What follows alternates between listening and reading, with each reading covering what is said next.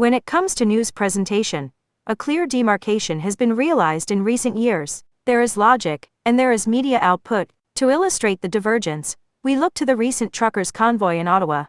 Legacy media in Canada has had plenty to say about it. In terms of responsibility, the onus has consistently fallen upon working-class Canadians, of whom the press branded racists and white supremacists. In an act of protectionism, media have refrained from pinpointing the person most responsible, the Prime Minister of Canada, Justin Trudeau.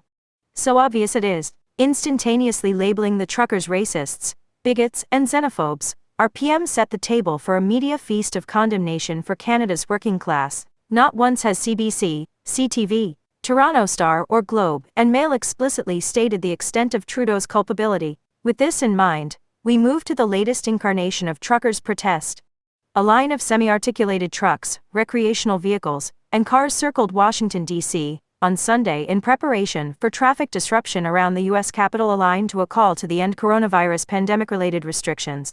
From its base at a speedway vehicle racing site in Hagerstown, 80 miles northwest in Maryland, organizers of what they termed the People's Convoy of about 1,000 vehicles have said they plan to welcome the new work week by driving slowly around Washington in the already notoriously congested Beltway.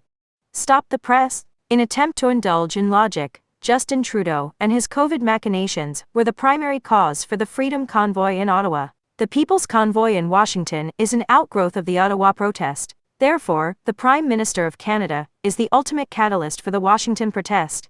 Translation: this Trudeau character is making a mess of North American society. The degree of menace has transcended national borders. It has now come to America, land of the free, home of the brave. Let us make a prediction here and now. Not once will this idea fire the imagination of the general public. Why not? Because mainstream media will not indulge in these theories. Why not? Because media are no longer in the business of dissemination of truth. Theirs is an unspoken journey from objective news reporting to politically biased propaganda delivery. In 2022, establishment media work for government. While a relatively nascent development in North America, this has for decades been a standard in non-democratic countries. Many will recognize the culprits: China, Cuba, the former Soviet Union, nations most admired by Justin Trudeau. Is this situation emblematic of a larger political trend? Is Canada slowly morphing into an authoritarian state? Is the same occurring in the United States?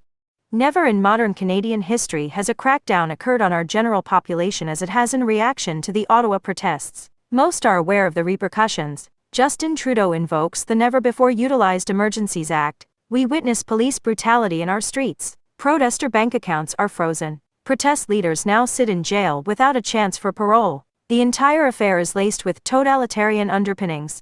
It remains to be seen whether a similar outcome will transpire south of our border. Still, there is one fact we can take to the bank, frozen or otherwise. The instigator for North American-wide social chaos is Canada's civil rights activist, Justin Trudeau.